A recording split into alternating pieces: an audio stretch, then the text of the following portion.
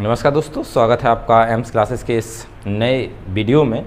आज का video specially कक्षा 12 के केमिस्ट्री के छात्रों के लिए है, रसायन विज्ञान के छात्रों के लिए है।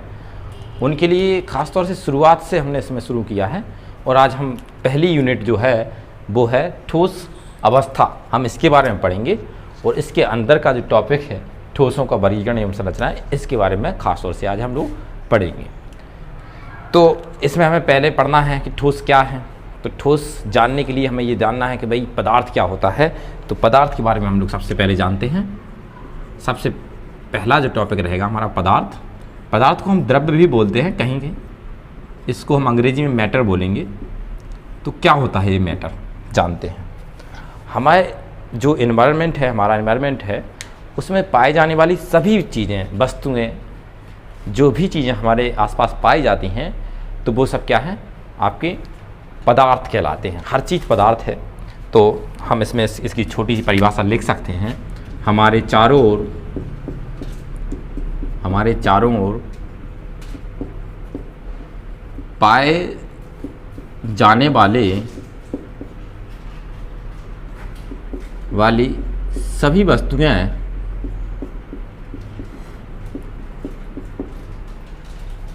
पदार्थ या द्रव्य कहलाते हैं। ये हम एक कह सकते हैं कि द्रव्य की परिभाषा हो गई है। ठीक है। अब जो द्रव्य है, अगर चारों ओर पाया जाने वाला है तो चारों ओर क्या पाया जाता है? चारों ओर हमारे चारों जो तीन फॉर्म में, तीन रूप में चीज़ें पाई जाती हैं। या तो वो ठोस अवस्था में होंगी, या फिर वो लिक्विड यानी द्रव अवस्था में होंगी, या गैस अवस्था में होंगी। तो हम कह सकते हैं कि जो पदार्थ है इसको तीन प्रकार से हम इसमें विभाजित कर सकते हैं। पदार्थ के प्रकार जो होंगे वो तीन प्रकार के ही पदार्थ पॉसिबल हैं। या तो वो ठोस में होगा, या गैस में, या फिर द्रव में। तो तीन प्रकार का कौन कौन सा हो जाएगा? तो नंबर 1 ठोस, नंबर 2 द्रव, नंबर 3 गैस। ये हमारे आसपास पाए जाने वाले इस फॉर्मेट में पदार्थ होते हैं। पदार्थ के प्रकार की बात हो अगर, तो क्या हो जाएगा कि पदार्थ तीन प्रकार का पाया जाएगा। एक तो ठोस, द्रव और गैस। ठीक है। क्योंकि चैप्टर हमारा ठोस से संबंधित है, इसलिए हम इसको डिटेल में पढ़ेंगे, लेकिन साथ साथ में जान लेते हैं कि द्रव क्या है और गैस भी क्या है। इसलिए हम तुलनात्मक अध्ययन इनका एक बार करेंगे। वैसे हमें मतलब यहाँ पे अपने टॉपिक के हिसाब से ठोस से है, लेकिन शुरुआत में हम इन तीनों को तुलनात्मक अध्ययन करते हुए देखेंगे क्या गैस में और ठोस में और द्रव में क्या अंतर है, इनमें आपस में क्या अंतर है। तो चलिए हम देखते हैं, इनको पॉइंट वाइज देख लेते हैं। ठोस में क्या होता है? ठोस जो होते हैं उनका आकार व आयतन इनके निश्चित होते हैं, दोनों निश्चित होते हैं। ये ठोस के बारे में हो गया। द्रव, इसी तरह से द्रव में हम कह सकते हैं कि इसका जो आयतन है, इसका जो आयतन है, आयतन जो इसका रहेगा वह निश्चित रहेगा, यानी कि आयतन निश्चित रहता है और आकार अनिश्चित। ठीक है। मतलब अगर कोई लिक्विड है, लिक्विड का आकार इसलिए निश्चित नहीं होता क्योंकि हम उसको किसी भी बर्तन में रखने पर वो उसका शेप ले लेता है। अगर उसको एक गिलास में डालें तो एक गिलास का शेप हो गया उसका, और किसी चौकोर बर्तन में उसको डाल दें तो उसका भी शेप वो ले लेगा। जैसा बर्तन वैसा आकार, इसलिए इसका आकार क्या है, हमेशा अनिश्चित रहता है। गैस में ना तो इसका आयतन निश्चित रहेगा, यह हम एक ही पॉइंट देंगे। गैस में आकार और आयतन दोनों क्या रहेंगे? आकार व आयतन दोनों ही अनिश्चित रहेंगे। क्योंकि गैस का आकार क्या हो सकता है? गैस का आकार कुछ नहीं है। यहाँ पे भी वायुमंडल में गैस जो पाई जा रही है उसका कोई आकार नहीं है। तो ये में क्या है, आकार लगभग क्या हो जाता है, दोनों अनिश्चित रहते हैं। और आयतन इसका कोई फिक्स नहीं रहता है, ये भी अनिश्चित रहता है। चलिए, ठोस के बारे में हम बहुत ज़्यादा से ज़्यादा चर्चा करने वाले ही हैं। और ठोस का मतलब यही होता है, किसी भी ठोस को आप देखिए उसका आकार एकदम फिक्स हुआ होगा और आयतन भी उसका एकदम निश्चित होता है। एक प्रकार से और देख सकते हैं कि भाई द्रव और इसमें क्या अंतर होता है। तो इसमें जो एक मोस्ट चीज़ हो गई है पढ़ने लायक, तुलना लायक, वो है इसमें अणु की व्यवस्था। अणु की व्यवस्था ठोस में कैसी होती है और द्रव में और गैस में कैसी होती है। अगर ठोस में देखें तो ठोस के अणु या अवयवी कण, ठोस के अवयवी कण प्रबल अंतराणुक बलों द्वारा जुड़े रहते हैं, ये ठोस के बारे में है। द्रव में क्या होता है, तो इसी तरह से द्रव में देखेंगे तो द्रव के जो अणु रहेंगे वो ठोस की अपेक्षा दुर्बल रहेंगे। तो हम कह सकते हैं कि द्रव के अणु या अवयवी कण ठोस की अपेक्षा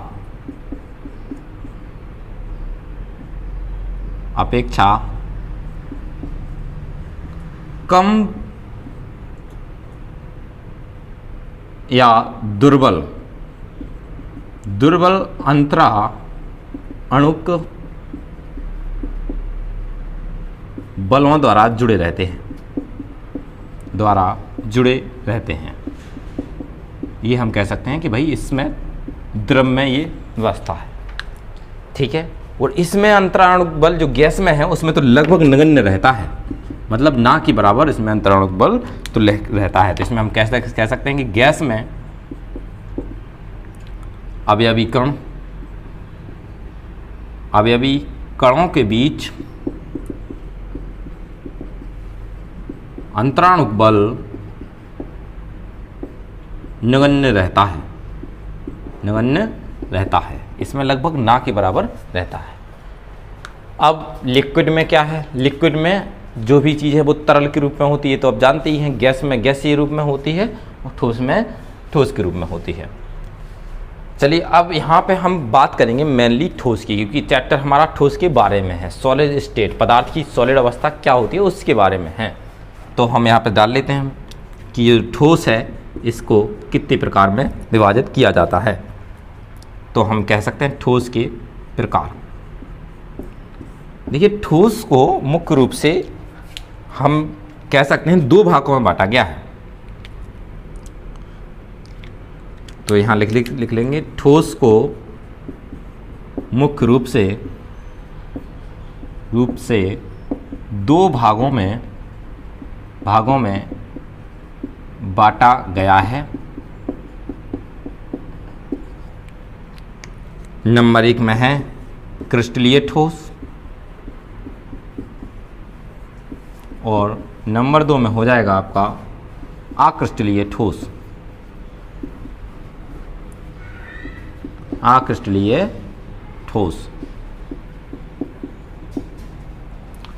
अब क्या होता है क्रिस्टलीय ठोस, क्या होता है क्रिस्टलीय ठोस? हम इसकी अलग अलग परिभाषा दे सकते हैं, लेकिन हम कहेंगे कि हम इसको एक तुलनात्मक अध्ययन के जरिए देखें ताकि हम क्रिस्टलीय और अक्रिस्टलीय दोनों के बारे में एक साथ समझ सकें। तो सबसे पहले क्रिस्टलीय ठोस जो है इनकी आकृति निश्चित होती है। इसकी हम कह सकते हैं आकृति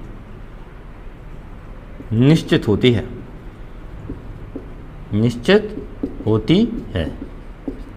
और अक्रिस्टलीय ठोस में ये चीज़ नहीं पाया जाता है, यानी कि इसकी आकृति निश्चित नहीं होती है।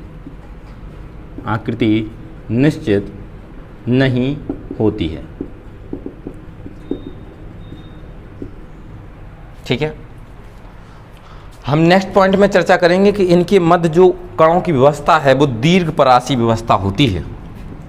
इनके मध्य कणों की दीर्घपरासी व्यवस्था होती है और इसमें हम कह सकते हैं कि लघुपरासी व्यवस्था होती है। तो इनके ऐसे लिख लेंगे इसको, कणों की दीर्घपरासी व्यवस्था होती है। तो इनके कणों की क्या हो जाएगी, इनके कणों की लघुपरासी व्यवस्था होती है।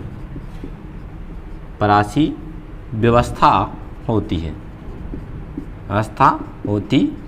इसमें अगला पॉइंट हो सकता है, इनके मतलब ये ठोस क्या होते हैं, कठोर होते हैं, कठोर व असंपीड्य, इसका मतलब होता है ना दबने वाले होते हैं, जिनको दबाया ना जा सके, जिनको ऐसे इस तरह से प्रेस ना किया जा सके, वो असंपीड्य होते हैं।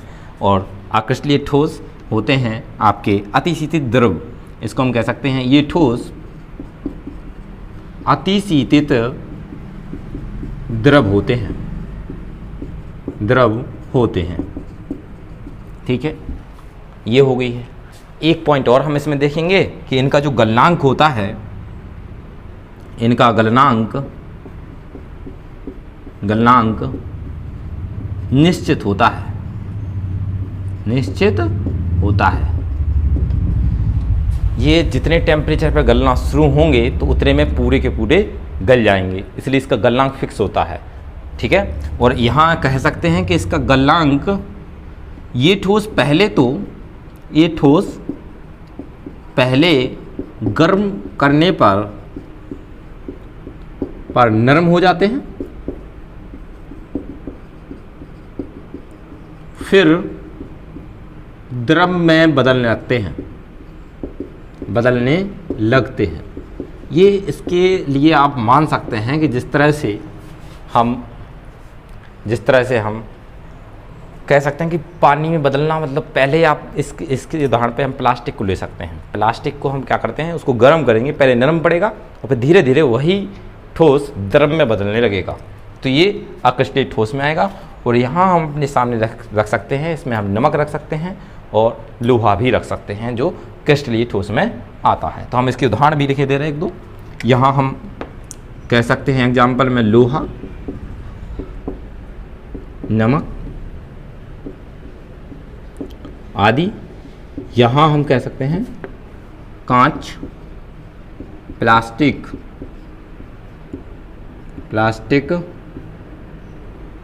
और क्या आ जाएगा, रबर आदि। ये अक्रिस्टलीय ठोस होते हैं आपके। अब हम रफ करते हैं, थोड़ा नए पेज पे चलेंगे। अब हम बारी से क्रिस्टलीय ठोस के बारे में एक एक से पढ़ेंगे और इसके प्रकार के बारे में पढ़ेंगे। तो क्रिस्टलीय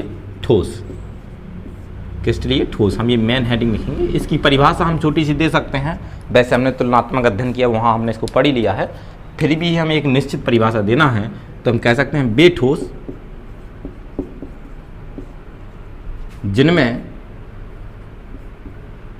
जिनके त्रिविम जालक को हम कह सकते हैं भाई विस्तृत क्षेत्र, यानी कि बड़े पूरे क्षेत्र में कणों की नियमित व्यवस्था होती है,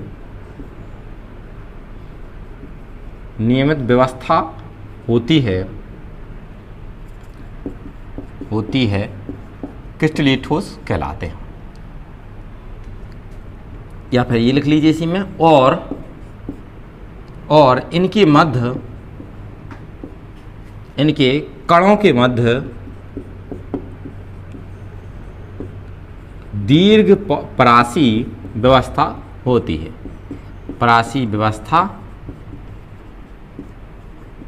है, ये होगा हमारे क्रिस्टलीय ठोस। अब हम आएंगे क्रिस्टलीय ठोस के प्रकार के ऊपर। एक चीज़ और बोल सकते हैं, हम कह सकते हैं क्रिस्टलीय ठोस विषमदैशिक होते हैं।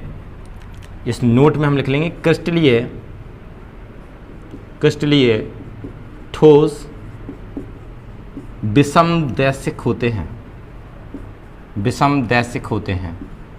विषमदैशिक का मतलब यही है कि जो क्रिस्टलीय ठोस हैं ये अपने अलग अलग आयतन और क्रिस्टलीय ठोस अपवर्तनांक और कठोरता के चलते क्या हो जाता है, चालकता, इन सब में क्या होता है, अलग अलग होता है।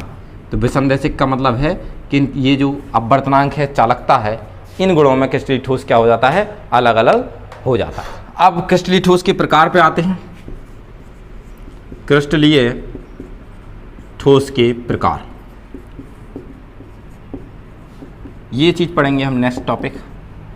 तो देखिए क्रिस्टलीय ठोस के प्रकार, तो इनकी कणों के मध्य अंतराणु बल जो रहता है उसकी व्यवस्था के आधार पर तो हम कह सकते हैं क्रिस्टलीय ठोस को उनके कणों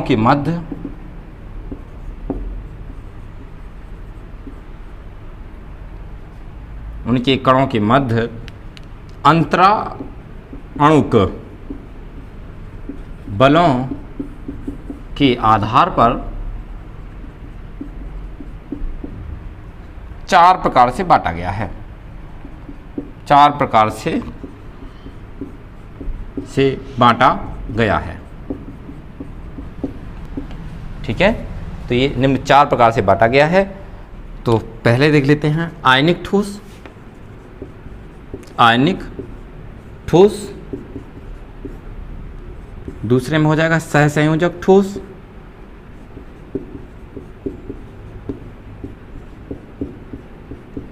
नंबर 3 में हम कहेंगे आणविक ठोस,